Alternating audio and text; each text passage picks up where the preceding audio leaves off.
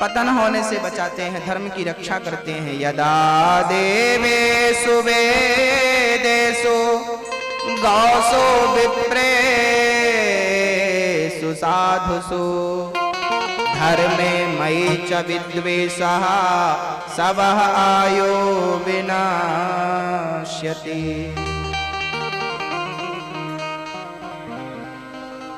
कभी भगवान अजामिल का उद्धार करते हैं, तो कभी भगवान खंभे से निकलकर प्रहलाद नाम के भक्त का उद्धार करते हैं। प्रहलाद उम्र में बहुत छोटे थे, 5 साल के थे प्रहलाद जी। नाम सुना है आपने प्रहलाद जी का? प्रहलाद जी के पिता का नाम था, क्या नाम था? क्या नाम था मैया? हिरण्यकशिपु। हिरण्यकश्यप और हिरण्यकशिपु, उनका उचित नाम है हिरण्यकशिपु। हिरण्यकश्यप कहते हैं।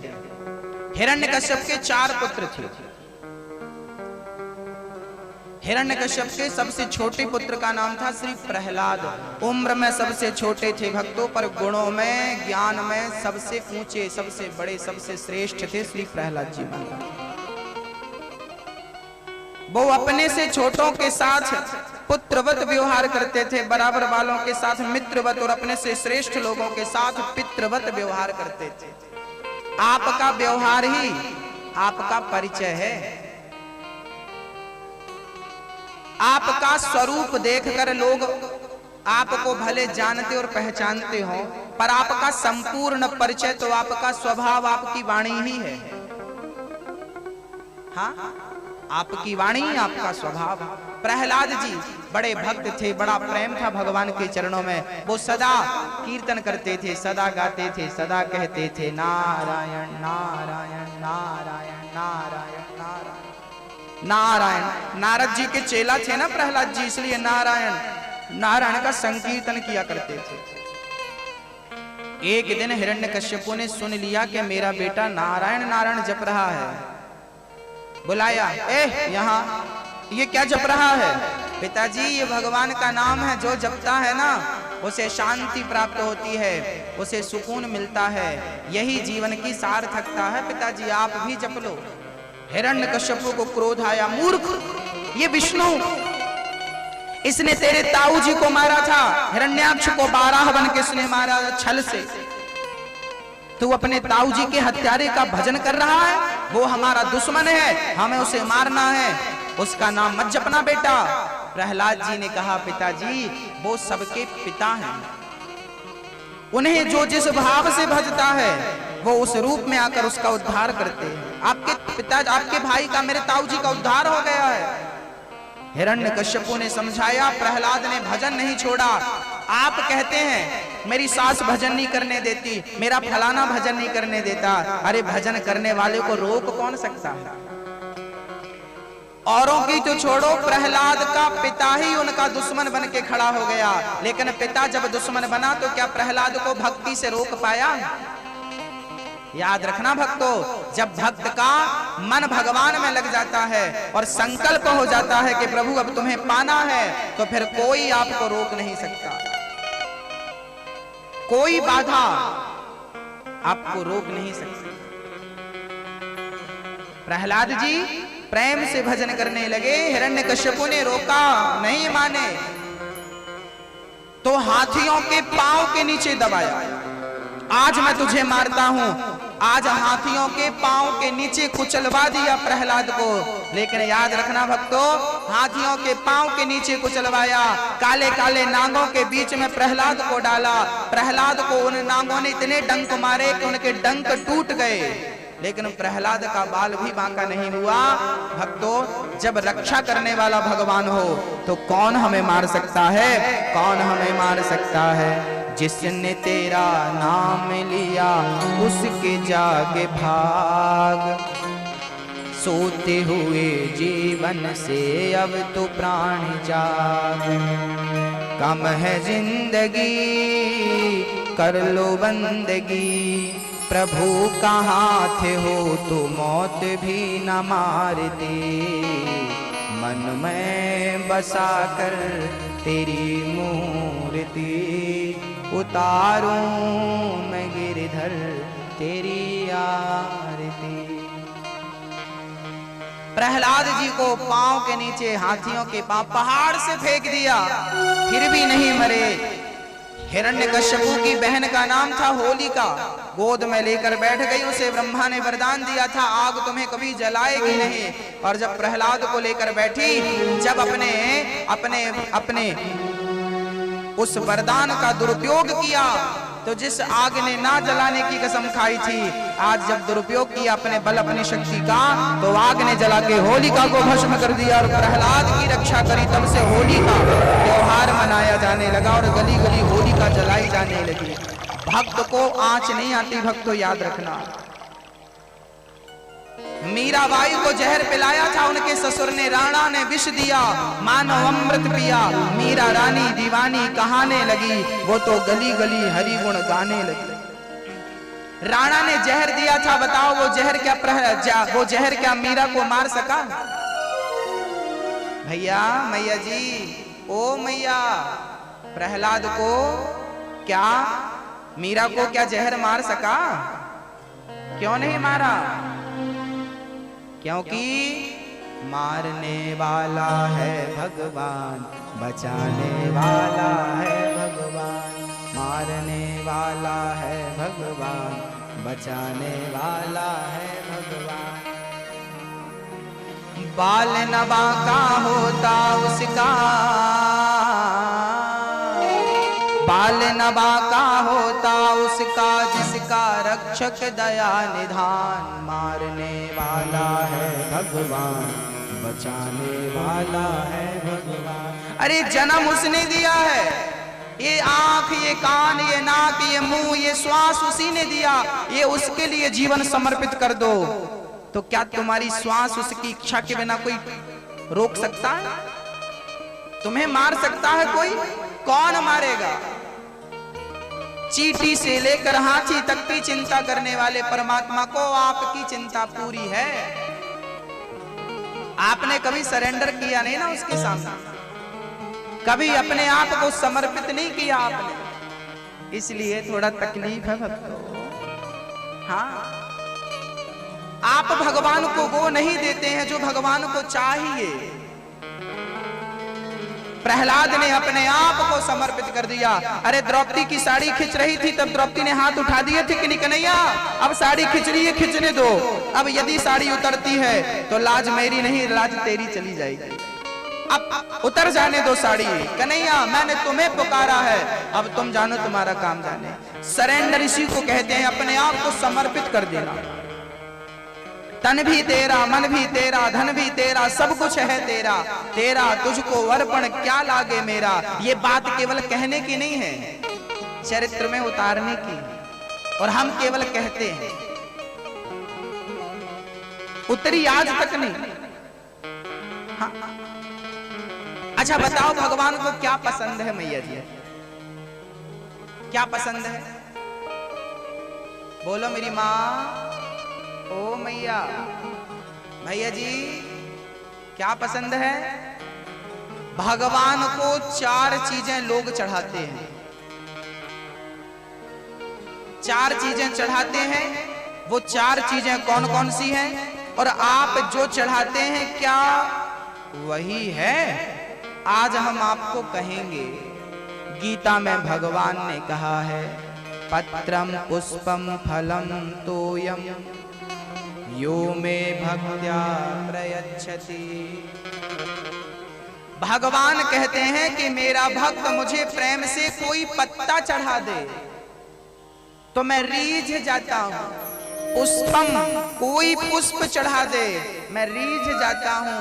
कोई फल चढ़ा दे, फलम, और तोयम मतलब जल, कोई एक लोटा, एक गिलास, एक चम्मच जल चढ़ा दे तो मैं उस पर रीझ जाता हूँ। उसके गुनाहों को भूल कर मैं उसे अपने हृदय से लगा लेता हूँ। एक बार भक्त मेरी शरण में आ जाए तो भगवान ये कहते हैं। लेकिन हमने इसका अर्थ अभी तक नहीं समझा। आप कहो तो हम समझा दें आपको। पत्रम पुष्पम फलम तोयम का अर्थ क्या है, रियल अर्थ क्या है? बड़े प्रेम से, बड़ी सावधानी से सुनिए और प्रेम से समझिए। हाँ, मैया बैठ जाओ, हो गई हो पूजा तो हाँ बैठ जाइए। अब ये रास्ता बंद कर देंगे तो अच्छा रहेगा, माताएं बैठती जाएं प्रेम से। आपकी कथा, आप कथा सुनो ना, यही आपकी सबसे बड़ी पूजा है। मेरी बातें आप समझ लोगे ना तो आपकी पूजा हो जाएगी। हाँ, तो पत्रम पुष्पम फलम तोयम का अर्थ क्या है वो बहुत प्रेम से गंभीरता से सुनिए और समझिए। पत्रम, भगवान को पत्ता चढ़ा दो। कौन सा पत्ता? तुलसी का।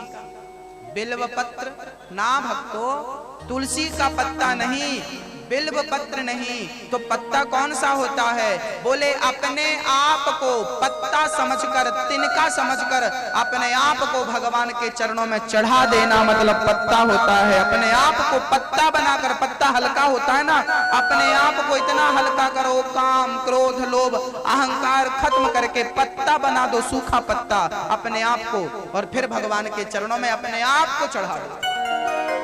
अपने आप को कभी नहीं चढ़ाते और तुलसी चढ़ाते फिरते हैं। कब चढ़ाओगे अपने आप को? तुलसी चढ़ाने से भगवान मिलता तो मैं 1 कुंटल तुलसी चढ़ा देता। कौन सा आपने चढ़ाया नहीं? मेरी माँ, ऐसा नहीं है कि तुलसी नहीं चढ़ानी चाहिए। मैं तो ये कह रहा हूं पहले अपने आप को तो चढ़ाओ। जब तुम हमारे बन जाओगे ना, उसके बाद तुम हमें बासी रोटी भी खिलाओगे तो हम खाएंगे, लेकिन उसके लिए तुम्हें पहले हमारा बनना पड़ेगा।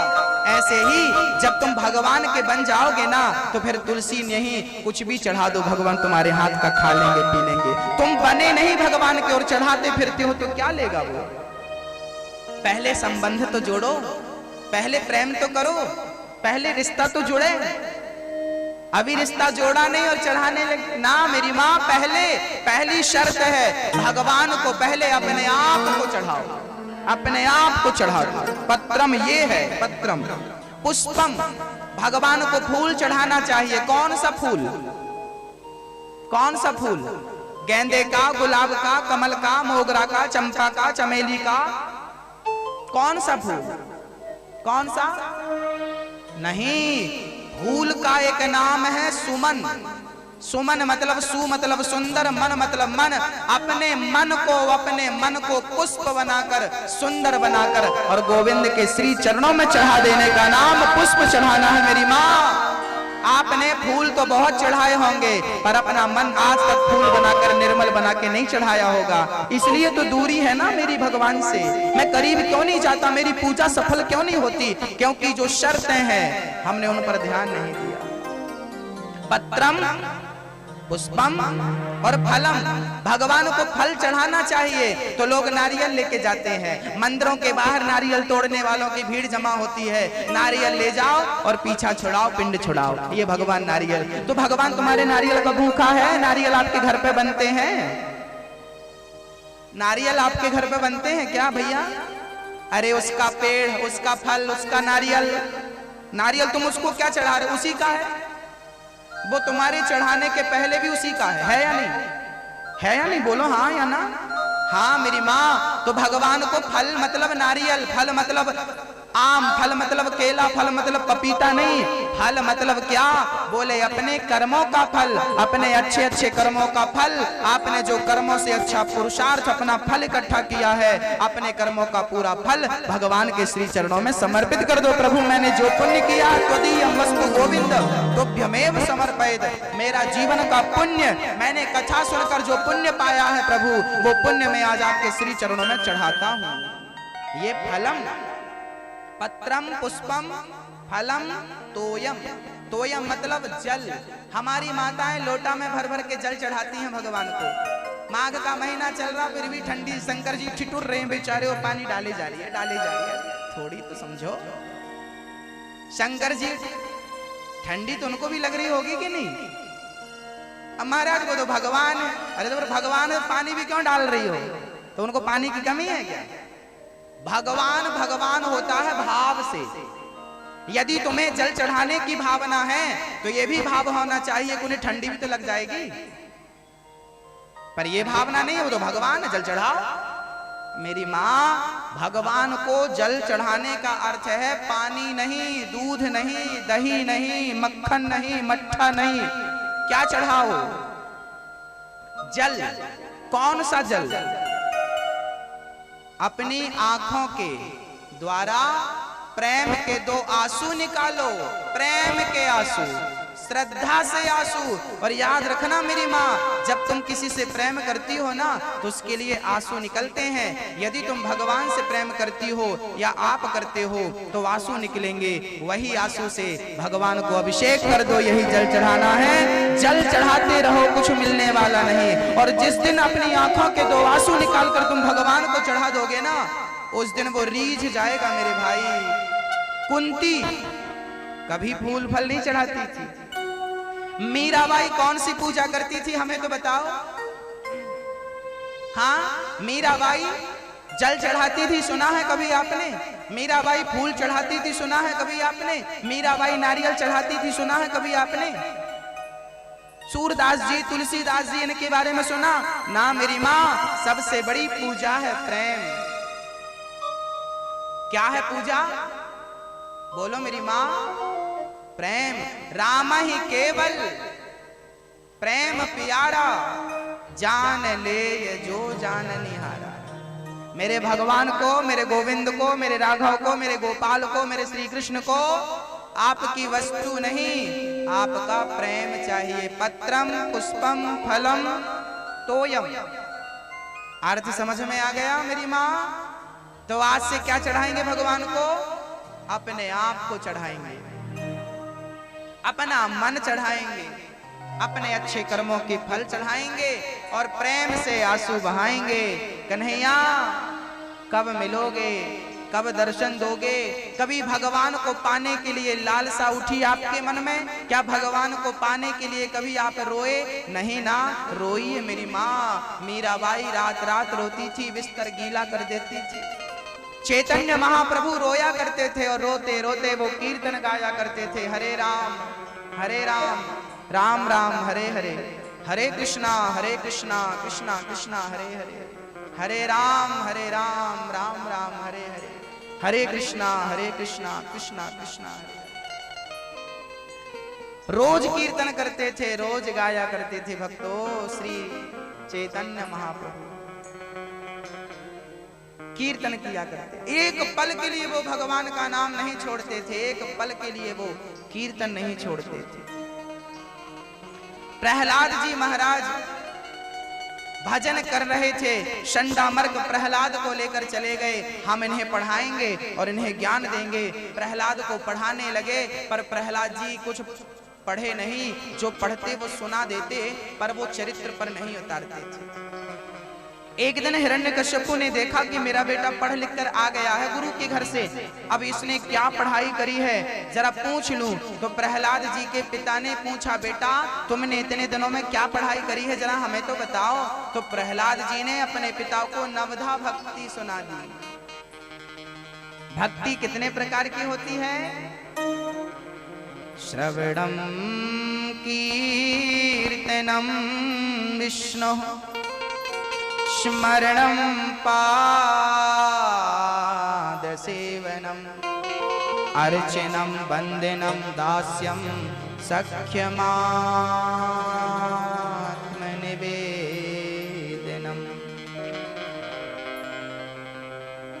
बड़े प्रेम से प्रहलाद जी ने नवधा भक्ति का वर्णन किया है। यही भक्ति का वर्णन रामचरितमानस में राम जी ने माता शबरी को कराया है, और यही भक्ति आज आपको दास सुना रहा है। भक्ति 9 प्रकार की होती है मेरी माँ। मैया, ओ मैया ध्यान दो मेरी माँ, भक्ति 9 प्रकार की होती है। श्रवणम, कीर्तनम, स्मरणम, पाद सेवनम। कथा सुनना पहली भक्ति है। ध्यान देना मैया, कथा सुनना पहली भक्ति है। कथा को प्रेम से सुनना दूसरी भक्ति है। श्रवणम, कीर्तन करना दूसरी भक्ति है। श्रवणम कीर्तन, कीर्तन किया करो अपने घर पे। हाँ, आप लोग कीर्तन करते हैं कि नहीं? आधा घंटा रोज कीर्तन किया करो अपने बच्चों के साथ, पति के साथ, परिवार के साथ। कम से कम आधा घंटा, ज्यादा से ज्यादा तो आपकी मर्जी।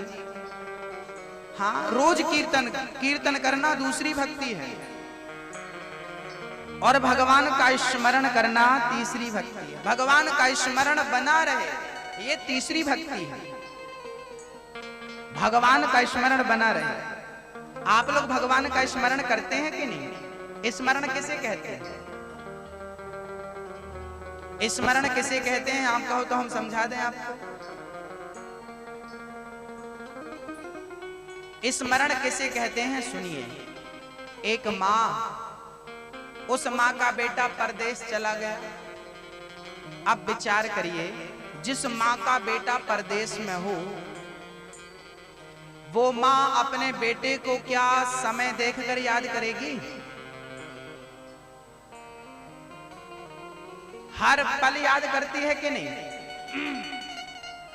जैसे एक मां अपने बच्चे की तस्वीर ना देखे तो भी बेटा याद आता है। अरे माँ बेटे को याद करती है तो उसे माला नहीं जपना पड़ता। बेटे के नाम की माला जपेगी तो बेटा याद आएगा, ऐसा नहीं है भक्तों। माँ जैसे अपने बेटे को याद करती है, जैसे बेटे का स्मरण करती है, भूलती ही नहीं, ऐसे ही भक्त चाहे सुबह हो, शाम हो, रात हो, आधी रात हो, भगवान का स्मरण करता रहे। इसी का नाम स्मरण है। भगवान का याद, भगवान को याद करता रहे, भगवान को प्रेम से याद करता रहे, यही स्मरण है। पाद सेवनम, चौथी भक्ति है चरण सेवा। आप अपने माता पिता की, सास ससुर की, पति की सेवा किया करो, अतिथि के पांव दबाया करो, चरण सेवा किया करो, स्वागत सम्मान किया करो, ये चौथी भक्ति है। मंत्र जाप मम दृढ़ विश्वासा, भगवान का नाम विश्वास से जपना, ये पांचवी भक्ति है। बताओ आप में से किस किस को भगवान पर विश्वास है? हाथ उठा के बताओ, विश्वास है? चलिए, आपकी बात हमने मान ली कि आपको विश्वास है भगवान पर। अब ये बताओ कि आप लोगों को चिंता और टेंशन किस किस को है? आज हम आपकी चिंता और टेंशन मिटा देंगे। किस किस को चिंता है, टेंशन? जरा हाथ उठाओ। जिसको भी है हाथ उठा सकता है, स्त्री हो, पुरुष हो, भैया हो, मैया हो, कोई उठाओ हाथ, बताओ टेंशन हो तो। आज हम आपकी टेंशन मिटाने आए, और ना मिटा दें तो आप कहना, तो उठा लो हाथ। जिसको है भैया वो हाथ उठाएंगे। टेंशन है, चिंता है। अब आप लोग ना दोहरी बात कर रहे हो। एक तरफ तो आप कह रहे हैं कि हमें भगवान पर भरोसा है, और दूसरी तरफ कह रहे हैं हमें टेंशन है। अब एक काम जरा कर लो हमारे साथ, गाल फुलाओ अपने ऐसे, और अब ठहाका लगाओ। अब ये दोनों काम जरा एक साथ करके दिखाओ। गाल भी फूल जाए और ठहाका भी लग जाए, ये दोनों काम एक साथ करके दिखाओ। संभव है? नहीं ना। जैसे गाल फुलाना और ठहाका लगाना एक साथ संभव नहीं है, ऐसे आप कह रहे हैं चिंता भी है, और आप कह रहे हैं विश्वास भी है। यदि चिंता है तो फिर विश्वास कैसा है? और विश्वास है तो फिर चिंता कैसी? एक ही चीज हो सकता है, या तो चिंता हो सकती है, टेंशन हो सकती है, या तो विश्वास हो सकता। तो विश्वास है भगवान पर तो चिंता छोड़ दो। अर्जुन ने अपना रथ भगवान को दे दिया। देखिए विश्वास कैसा होता है, विश्वास का एक एग्जाम्पल दे रहा हूं। अर्जुन ने अपना रथ भगवान को पकड़ा दिया। अब अर्जुन निश्चिंत हो गए। एक दिन पितामह भीष्म ने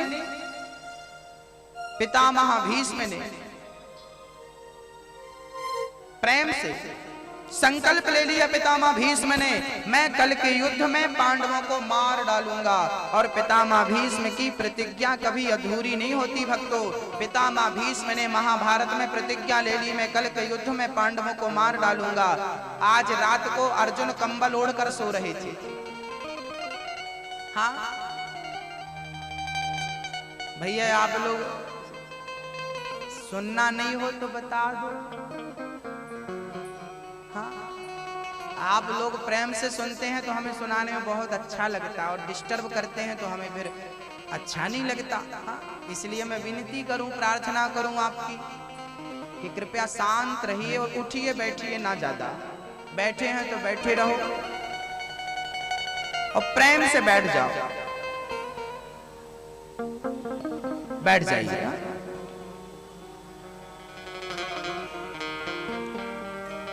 हमारे पूरे भारत में हमारे माताओं की आदत कैसी होती है, कुछ माताएं एक तो कथा में लेट आती हैं और लेट आने के बाद भी आगे आकर पूजा करती हैं। उससे क्या होता है, कथा सुनाने वाले का जो भाव होता है उसमें विघ्न हो जाता है, धारा टूट जाती है।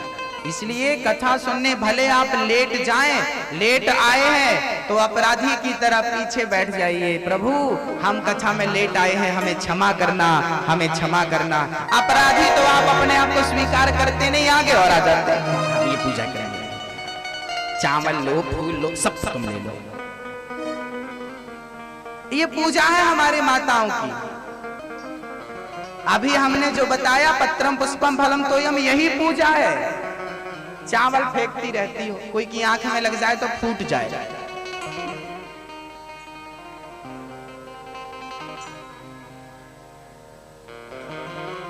फॉर्मेलिटी का नाम पूजा नहीं है मेरी मां, फॉर्मेलिटी नहीं। कथा भक्ति फॉर्मेलिटी का सब्जेक्ट नहीं है, रियल दिल का संबंध है भक्ति से, मन का संबंध है भक्ति से, रियल। हाँ, तो क्या सुना रहे थे हम आपको, क्या सुना रहे थे? हाँ, विश्वास। क्या सुना रहे थे? जोर से बोलो। हाँ हाँ, अर्जुन सोए थे कंबल ओढ़ के, बहुत बढ़िया। पितामह भीष्म ने महाभारत के युद्ध में पांडवों को मारने की प्रतिज्ञा ले ली। कल के युद्ध में मैं पांडवों को मार डालूंगा। दुर्योधन ने बड़ा परेशान किया कि आप तो पांडवों का पक्ष लेते हैं, आप तो पांडवों से युद्ध नहीं करते। संकल्प ले लिया, कल मैं पांडवों को मार डालूंगा। और जब पांडवों को पता लगा कि हमें मारने का प्रतिज्ञा पितामह ने ली, और याद रखना पितामह की प्रतिज्ञा कभी अधूरी नहीं होती थी, वो पूरी होती थी। आज अर्जुन कंबल ओढ़ के सो रहे हैं, रात के 2 बजे भगवान पहुंच गए। अरे अर्जुन, तुम्हें डर नहीं है, चिंता नहीं है? किस बात की? कल तुम मर जाओगे, पितामह मारेगा। अर्जुन बोले कन्हैया सोने दो, हाँ बड़ी नींद आ रही है। अरे तुम्हें चिंता नहीं है क्या? अर्जुन उठ के बैठे, प्रभु जिसके साथ आप हो, जिसका सहायक आप हो, जिसके सहायक, जिसके सारथी आप हो, जिसके रक्षक आप हो, उन्हें पितामह क्या मार सकता है? प्रभु आप भी सो जाओ और हमें भी सोने दो। ये है विश्वास, ये विश्वास है कि भगवान मेरे साथ है तो मौत भी मुझे क्या मारेगी। ये विश्वास, आप बताइए ऐसे विश्वासी को चिंता हो सकती है? ऐसे विश्वासी को चिंता हो सकती है क्या मेरी मां? तो फिर आपको चिंता है क्यों? क्योंकि आपका विश्वास कमजोर है। लेकिन द्रौपदी को चिंता थी। रात के 2 बजे भगवान कृष्ण का दरवाजा खटखटाया। द्रौपदी, भगवान उठे, कौन है भाई? देखा तो द्रौपदी रो रही थी। क्या हुआ? बोले कल हमारे पति मर जाएंगे। बताओ प्रभु, आपको तो कोई चिंता नहीं है। भगवान बोले तुझे चिंता है तो तू कर। नहीं कन्हैया, हम तो पांव पकड़ती हैं आपके, आप हमारी रक्षा करो। भगवान बोले हम कुछ नहीं कर सकते, तेरे पति गए। चरणों में गिर पड़ी, प्रभु आपके होते हुए मेरे पति मर जाएंगे। भगवान बोले तो एक काम कर, यदि पतियों की रक्षा करना है तो तुझे ही कुछ करना पड़ेगा। मुझे? मैं युद्ध करूं कल? ना ना, युद्ध नहीं। भगवान बोले ठीक है। अब देखना भगवान भक्त की कैसे मदद करते हैं। भगवान ने द्रौपदी को कहा मेरे साथ चल और जरा लंबा सा घूंघट डाल। द्रौपदी ने लंबा घूंघट डाल लिया और भगवान कृष्ण के पीछे पीछे चल पड़ी। रात के 2:30 बजे थे। भगवान बोले जाओ, पितामह बैठे हैं अंदर, उनको प्रणाम कर लेना। द्रौपदी गई और भगवान बाहर खड़े हैं। अच्छा, द्रौपदी ना अपनी चरण पादुका बाहर उतार के गई। भगवान ने देखा द्रौपदी की चरण पादुका कोई देख लिया तो पहचान लेगा कि द्रौपदी क्या कर रही है यहाँ पर। तो भगवान ने द्रौपदी की चरण पादुका उठाई, अपने सीने से लगाई और छिप करके भगवान खड़े हो गए। द्रौपदी 2:30 बजे रात के गई और पितामह को प्रणाम किया। पितामह प्रणाम। पितामह को लगा दुर्योधन की पत्नी है, तो पितामह ने कह दिया सुहागन रहो, सौभाग्यवती रहो, सदा सुहाग तुम्हारा अमर रहे, सदा सुहाग अमर रहे। और जब पितामह ने आशीर्वाद दिया तो द्रौपदी ने घूंघट उठा लिया। वाह पितामह, कल के युद्ध में मेरे पतियों को मारने का संकल्प लेते हो और आज मुझे अखंड सौभाग्यवती का वरदान देते हो। दो तरह की बात करते हो। पितामह घबरा गए, राम राम तुम आ गई, हम तो दुर्योधन की पत्नी को आशीर्वाद दे रहे थे। पर द्रौपदी तुम अकेली नहीं आई, कोई आया है। बाहर जाकर देखा तो भगवान श्री कृष्ण द्वार पर चरण पादुका लेकर खड़े थे छिप करके। पितामह ने कहा कन्हैया ये चरण पादुका किसकी है? बोले द्रौपदी की। तो द्रौपदी की चरण पादुका छाती से क्यों लगाए हैं? भगवान बोले पितामह, भक्त की चरण पादुका यदि छाती से क्या सिर से लगाना पड़े तो मैं सिर से लगा लूंगा। उनके लिए, उनकी रक्षा के लिए कुछ भी करना पड़े मैं करने को तैयार हूं। पितामह चरणों में गिर पड़े, प्रभु जिसके रक्षक आप हैं उन्हें मैं क्या मारूंगा, कल का युद्ध मेरा अंतिम युद्ध हो। उन्होंने प्रतिज्ञा ली थी या तो मैं मार डालूंगा या तो मैं मर जाऊंगा। तो मारने का संकल्प तो कमजोर पड़ गया, मरने का। भगवान देखो पितामह जैसे लोग मर सकते हैं पर भक्त पर भगवान आंच नहीं आने देते। ये विश्वास है पांडवों का। और जब तक आप इसी विश्वास के साथ भजन नहीं करोगे तब तक आपकी भक्ति कभी कभी कभी किसी जन्म में सफल हो ही नहीं सकती। मंत्र जाप मम दृढ़ विश्वासा, पंचम भजन सुवेद प्रकाशा। विश्वासो ही फलदायक। आज भगवान रक्षा करने का संकल्प लेते हैं तो भगवान का नाम विश्वास से, मेरी मां, मेरे भाई, यहां उपस्थित भक्त, आप भी भगवान से विश्वास करिए, भगवान पर भरोसा रखिए। एक सज्जन हमसे कहने लगे महाराज जी हम भगवान पर भरोसा नहीं करते, हम भगवान को नहीं मानते। हमने कहा क्यों? बोला हमने भगवान को देखा ही नहीं इसलिए हम भगवान पे यकीन नहीं करते, भगवान पे भरोसा नहीं करते, भगवान को नहीं मानते। हम तो प्रत्यक्ष चीज मानते हैं। आपके आसपास भी इर्द गिर्द भी बहुत सारे लोग ऐसे होंगे जो भगवान पर भी प्रश्न खड़ा करते होंगे, क्या भगवान है, कहां भगवान है तो नजर क्यों नहीं आता, ऐसे तमाम प्रश्न।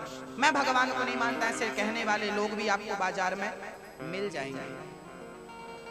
एक नौजवान बालक मेरे पास आया, कहने लगा महाराज जी मैं भगवान को नहीं मानता।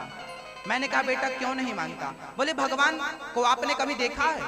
हमने कहा हमने तो देखा है, हमसे मत पूछ, हमने तो देखा, अब तू नहीं देखा वो अलग विषय है। महाराज जी मैं नहीं मानता। मैंने कहा चल कोई बात नहीं, ये बता कि जहर पीने से क्या होता है? बोला महाराज जी जहर पीने से लोग मर जाते हैं। क्या होता है भैया आप बताओ, जहर पीने से क्या होता है? क्या होता है? मर जाते हैं, मर जाते हैं, हाँ या ना में जवाब दो। मर जाते हैं? अच्छा, जहर पीने से लोग मर जाते हैं तो आपने कभी पीकर प्रैक्टिकल किया कि नहीं किया? आपने कभी नहीं पिया? जब आपने कभी नहीं पिया, प्रैक्टिकल नहीं किया, आप तो प्रैक्टिकल पे भरोसा करते हैं। आपको तो हर चीज का प्रूफ चाहिए ना। आप यदि प्रैक्टिकल पे भरोसा करते हैं तो आपने जहर पिया नहीं है, लेकिन जहर के बारे में सुना है कि जो पीता है वो मर जाता है। यदि तुम्हें जहर पर भरोसा हो सकता है कि जहर को पियोगे तो मर जाओगे, तो राम नाम पर भरोसा क्यों नहीं हो सकता कि राम नाम लोगे तो तर जाओगे। जहर मारता है और राम का नाम तारता है। जहर को भी तुमने नहीं पिया और भक्ति के रस को भी तुमने नहीं पिया, दोनों के बारे में सुना है, पर जहर पर तुम्हें यकीन हो गया, भगवान पर यकीन नहीं हुआ। यही जीवन का दुर्भाग्य है।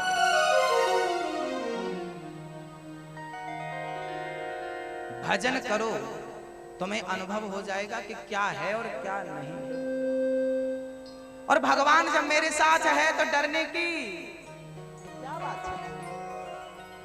हाँ, जब भगवान मेरे साथ, द्रौपदी के साथ, पांडवों के साथ, भक्तों के साथ, भगवान कहते हैं भक्त जहां एक पग धरे तहां धरूं मैं माथ, आगे आगे भक्त चले कबहू न छोड़ूं साथ। भक्त जहां एक पग धरे तहां धरूं मैं 60 मतलब 60। जब भगवान का भक्त एक पांव रखता है तो भगवान 60 कदम उसके साथ चलते हैं। इतने साथ, इतना अधिक भगवान का साथ आपको है, लेकिन कमी कहां है? केवल विश्वास की कमी है। भगवान जब मेरे साथ है तो मुझे डरने की, सावरा जब मेरे साथ है तो फिर हम डरें क्यों? हाँ, हम क्यों डरें? तो कौन कौन कहता है कि कन्हैया मेरे साथ है? जिस जिसके साथ मेरा सांवरा है वो हाथ उठाए। द्रौपदी के साथ तो था, कुंती के साथ तो था, अब देखना यह है कि आपके साथ है या नहीं। सांवरा जब मेरे साथ है बोलो डरने की क्या बात है। इसके रहते कोई कुछ कहे बोलो किसकी ये औकात है।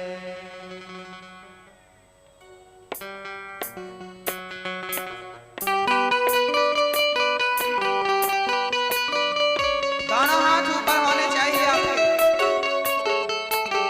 और मेरे साथ मेरा कन्हैया है, इस चीज को महसूस करिए।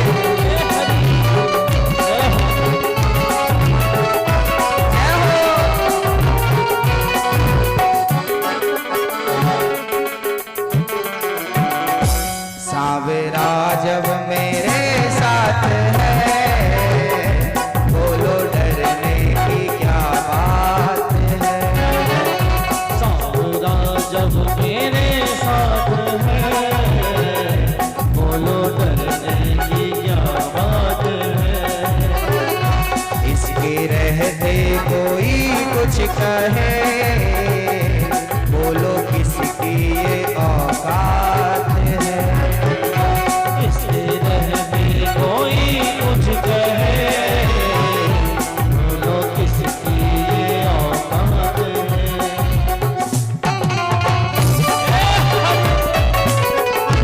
हरि बोल।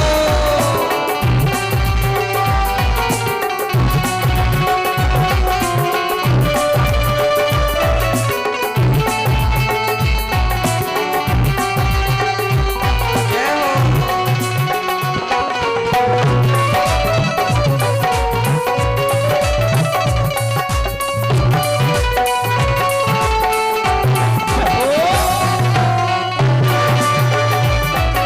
हरि बोल।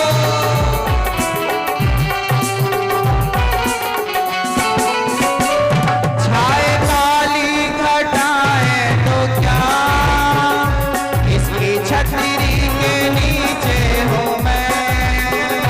छाए काली घटाएं तो क्या इसकी छतरी के नीचे हूँ मैं। आगे आगे ये चलता मेरे कान्हा के पीछे हूँ मैं। आगे आगे ये चलता मेरे कान्हा के पीछे हूँ मैं। एक बात बताओ, आप में से कौन कौन भगवान के पीछे है? आगे कर दो कृष्ण को अर्जुन की तरह और पीछे हो जाओ खुद। कन्हैया तुम जहां ले चलोगे वहीं हम चलेंगे, जहां तुम रखोगे वहीं हम रहेंगे। जाही विधि राखे राम ताही विधि रहिए। और छाए काली घटाएं तो क्या इसकी छतरी के नीचे हूँ मैं। छाए काली घटाएं तो क्या इसकी छतरी के नीचे हूँ मैं। आगे आगे ये चलता मेरे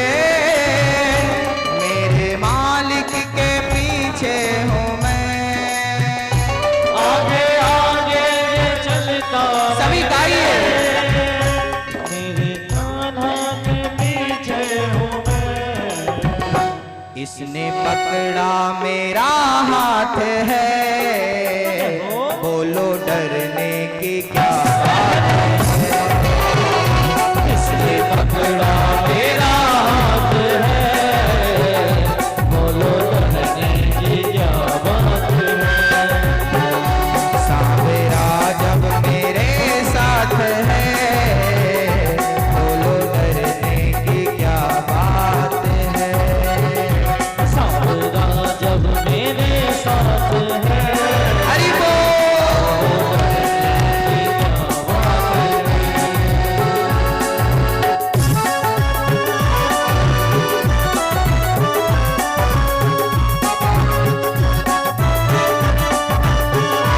जय हो।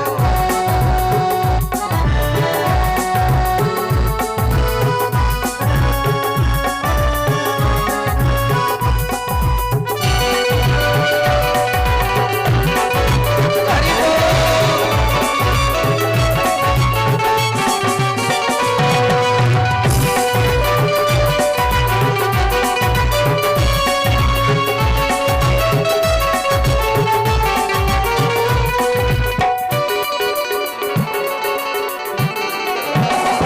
क्यों मैं भटकूं यहाँ से वहाँ, इनके चरणों में है बैठना।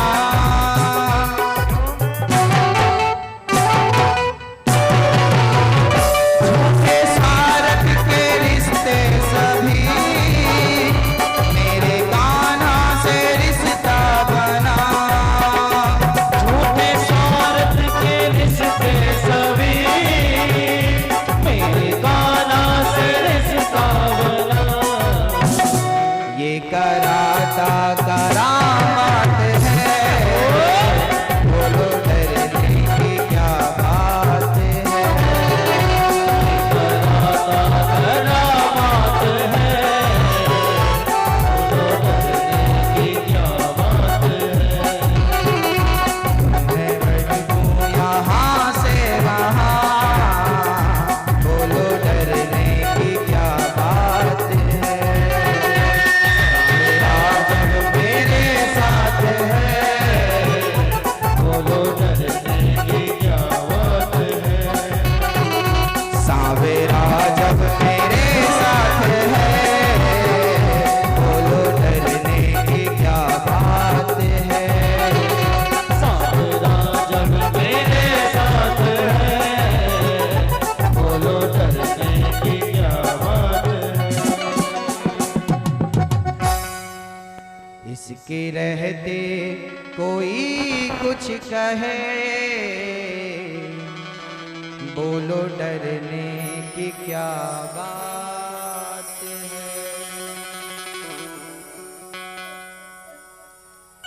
क्यों मैं भटकूं यहाँ से वहाँ, इनके चरणों में है बैठना। यहाँ वहाँ भटकने से अच्छा है भक्तों, भगवान की शरण ग्रहण कर लो, फिर देखो जीवन में आनंद ही आनंद है। संसार को छोड़ करके एक बार भगवान को पकड़ के तो देखिएगा। एक बात बताऊं भक्तों, देखिए ना, मैंने इसे पकड़ रखा है पहले से, और फिर मैं इसे पकड़ना चाहूं, ये एक है और इसमें बहुत सारे हैं। मैंने एक को पकड़ रखा है और अब इसे पकड़ना है, तो क्या करना पड़ेगा, पहले इसको छोड़ना पड़ेगा। जब ये छूटेगा तो ये पकड़ में आएगा। जब संसार छोड़ोगे तब तो भगवान को पकड़ पाओगे, संसार छूटेगा ही नहीं तो भगवान पकड़ में कैसे आएगा। संसार से नाता तोड़कर, संसार को भूलकर भगवान को अपने मस्तिष्क में, अपने हृदय में, अपने मन में बिठाना पड़ेगा। ईश्वर को धारण करना पड़ेगा और धर्म से जुड़ करके आपको आगे बढ़ना पड़ेगा। सभी की सेवा करनी पड़ेगी, सबका सम्मान करना पड़ेगा, सब में भगवान का दर्शन करना पड़ेगा। प्रहलाद जी महाराज सब में भगवान का दर्शन करते थे। न केवलम में भवतश्च राजन सबई बलम बलिनाम चापरेसाम, सबके भीतर भगवान। कौन है जिसके भीतर भगवान नहीं? मैया जी, जब आप किसी की सेवा करती हो ना, आप किसी की सेवा करते हो ना, तो वो सेवा भगवान की होती है। पेड़ की जड़ में पानी डालो ना, तो पेड़ के पत्ते, शाखा और डालियां और फल और फूल तक अपने आप पहुंच जाता है। नीचे डाला, ऊपर अपने आप पहुंच गया। ऐसे नीचे के लोगों की सेवा कर लो, ऊपर वाला अपने आप खुश हो जाता है, ऊपर वाला अपने आप खुश हो जाता है। एक बार एक बड़े शहर का एक सेठ, उसका एक नौकर था। मान लो कि बिलासपुर के एक सेठ जी थी और यहाँ के उसका सेठ का एक नौकर था। वो जगन्नाथपुरी चला गया, जगन्नाथ भगवान का दर्शन, रथ यात्रा थी, दर्शन करने गया। तो सेठ जी बोला, भाई देख मैं तो नहीं जा पा रहा हूँ, पर तू जा रहा है तो एक काम कर, ये मेरे 100 रुपए ले जा और जगन्नाथ भगवान के चरणों में चढ़ा देना। सेठ ने अपनी तरफ से 100 रुपए भेजे और वो गरीब आदमी, मजदूर आदमी था सेठ का, वो बड़ा गरीब था पर बड़ी आस्था थी। तो सेठ ने कहा मैं नहीं जा पा रहा हूँ, तू मेरी सेवा भगवान तक पहुँचा देना। सेठ जी ने 100 रुपए दिए और वो गरीब आदमी जगन्नाथपुरी गया। अभी मंदिर के पास था, पहले ही कुछ साधु संत कीर्तन कर रहे थे, तो ये सज्जन भी जाकर कीर्तन में बैठ गए। एक साधु बोला, भैया सवेरे से हम लोगों ने कुछ खाया नहीं क्योंकि हमारे पास कुछ पैसा नहीं है। तो ये गरीब आदमी ना, इसका हृदय पिघल गया। इसको लगा सेठ जी ने 100 रुपए दिए हैं, क्यों ना संतों की सेवा कर दी जाए। तो 100 रुपए से बढ़िया प्रसाद लाया और संतों को खूब प्रसाद पवाया।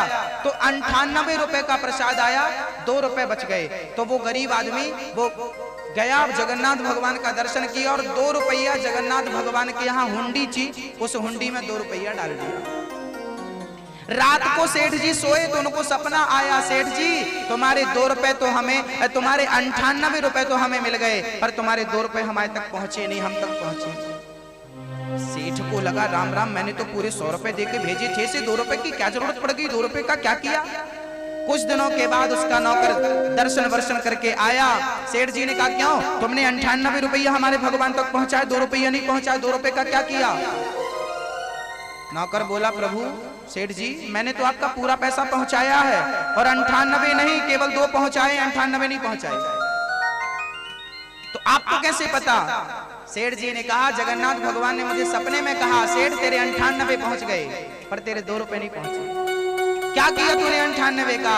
नौकर आदमी, गरीब आदमी सच सच कह दिया, प्रभु कुछ साधु संत थे, बड़े भूखे कीर्तन कर रहे थे, मैंने आपका वो पैसा संतों के भोजन पानी में लगा दिया, 98 रुपए लगे और 2 रुपए बचे तो मैंने हुंडी में डाल दिया, दान पेटी में। तो जो संतों के पेट पे डाला था, जो संतों के मुंह से अंदर गया, वो जगन्नाथ तक पहुंच गया, वो सेवा जगन्नाथ तक पहुंच गई। भक्तों, जब आप किसी की सेवा करते हैं और किसी की सेवा में अपने हाथ बढ़ाते हैं, तो आपकी वो सेवा भगवान तक निश्चित पहुंचती है। किसी वृद्ध की सेवा हो जाए आपसे, किसी बूढ़े माता पिता की सेवा हो जाए आपसे, किसी गरीब परिवार की बहन और बेटी की सेवा हो जाए आपसे। एक माँ मेरे पास रोती रोती आ गई, महाराज जी मैं बड़ी गरीब हूँ और मुझे कैंसर का रोग हो गया है और मेरी 4 गुड़ियां हैं, 4 बच्चियां हैं, 4 बेटियां हैं, विवाह करना है, मैं क्या करूँ, मेरे पति भी नहीं है, बच्चियां अकेली हैं, मैं मर गई तो इन बच्चियों का कौन होगा। मैंने कहा, माँ तू अपने कैंसर का इलाज करा, तेरी 4 बेटियों का विवाह उनका भाई करेगा और 4 बेटियों का विवाह हमें करना है, हम करेंगे, चिंता ना करना। आज ऐसी तमाम माताओं की बेटियों का, बहनों का हमें विवाह करना है। भक्तों, हम साल में 100 बेटियों का विवाह करते हैं गरीब परिवार की। ऐसा करते कई वर्ष हो गए हैं, करीब कई 100 बेटियों का विवाह हो चुका है, कई 100 गरीब परिवार की, जिनके माता पिता असमर्थ हैं। अब मजदूरी करने वाला बताओ इतना पैसा कहां से लाएगा कि बेटी का विवाह। भैया 10,000 20,000 रुपए की राशि भी बड़ी होती है गरीब आदमी के लिए। 10,000 20,000 की रकम बड़ी होती है गरीब आदमी के लिए, अमीर आदमी के लिए तो ये कुछ नहीं है, पर गरीब के लिए बहुत बड़ी रकम होती है। दोस्तों, वो गरीब आदमी ना 20,000 रुपए भी नहीं जोड़ पाता। अरे दिन भर मजदूरी करता है, मेहनत करता है, पेट भर के खाएगा कि बच्चों को पढ़ाएगा कि वो बेटी के विवाह में पैसा इकट्ठा करेगा। ऐसे गरीबों की क्या हमें सेवा नहीं करनी चाहिए? भक्तों, हम सालों साल से ये सेवा कर रहे हैं। आपने टीवी पर भी ये कथाएं जब सुनी होंगी, तो हम टीवी पर जब कथाएं आती हैं ना, तो भी बेटियों का विवाह करते हैं और पूरे देश के लोग दर्शन करते हैं। कई बार हमने ये किया है आपके सहयोग से। आप में से कुछ भक्त ना एक एक बेटी का सहयोग करते हैं कि हमारी तरफ से एक बेटी का विवाह, संपूर्ण विवाह का खर्च हम उठाते हैं। ऐसे जब आप लोग सेवा सहयोग करते हैं तो ये काम होते हैं। आप एक बेटी के संपूर्ण विवाह की सेवा कर सकते हैं। वृंदावन में एक मंदिर बन रहा है, वहां एक वृद्धों की रहने की सेवा भी होगी। आजकल बूढ़े माता पिता जिनको एक रोटी देने वाला कोई नहीं बचा, आज वृद्ध लोग परेशान हैं, ऐसे बूढ़े माँ बाप कहाँ जाएंगे बताइए? इन वृद्धों के लिए हमें सेवा करनी है। इन वृद्धों के रहने के लिए आश्रम बन रहा है वृंदावन में, जहां रहने की व्यवस्था होगी, इनके खाने की व्यवस्था होगी, इनके भोजन प्रसादी की, दवाइयों की व्यवस्था होगी। यदि आपको लगता है कि इस अच्छे कार्य में आपको जुड़ना चाहिए, सेवा करना चाहिए, तो आप जो सेवा देना चाहते हैं इस कार्य में आप आगे आकर अपनी सेवा दे सकते हैं। आपको लग रहा है कि आपको सदस्य बनना है, आप हमारी संस्था के सदस्य बन सकते हैं। 5 वर्ष के, 10 वर्ष के, आजीवन सदस्य, 21 वर्ष के आजीवन सदस्य बन सकते हैं। आप हमारे कभी भी आइए वृंदावन, वहां रहिए, वहां सेवा करिए, वहां दर्शन करिए, कभी भी आप आइए। अभी 16 मई से वृंदावन में कथा है, आप आइए, सबको लेकर आइए, सब परिवार आइए और जुड़े रहिए। भक्तों, एक राजा था, उसने एक मंदिर बनवाया। मंदिर बन के तैयार हो गया, थोड़ा सा काम बचा तो राजा ने अपनी झोली उठाई और सबके सामने फैलाई, भाई साहब थोड़ा सा दे दो। किसी ने कहा, इतना बड़ा तू राजा है और भीख क्यों मांगता? राजा बोला, ये मंदिर तो मैं बनवा सकता हूँ और अपने ही पैसों से बनवाया तो लोग कहेंगे फलाने राजा ने मंदिर बनवाया है, लेकिन आप लोगों का थोड़ा थोड़ा धन इस मंदिर में लग जाएगा तो आप भी कह सकेंगे कि मेरा धन भी इस मंदिर में लगा है और मेरा धन भी पवित्र हो गया है। इस धर्म से जुड़ करके मेरा मन, मेरा तन, मेरा धन पवित्र हो गया इस सेवा से जुड़कर। जब आपका धन धर्म से जुड़ता है ना, तो आपका धन पवित्र हो जाता है। यदि आपको लगता है कि बेटियों का विवाह और वृद्धों की सेवा के लिए जो मैं कदम उठाया हूं, ये कदम अच्छा है, सराहनीय है, तो आप हमारा सहयोग कर सकते हैं। आप जुड़ सकते हैं, हमारे सदस्य बन सकते हैं। कुछ भक्तों ने सेवा दी है, आइए, जो देना चाहते हैं आप आगे आकर अपना नाम लिखवा दें, आपका नाम यहीं से पुकारा जाएगा। बोलिए भक्त वत्सल भगवान की जय हो।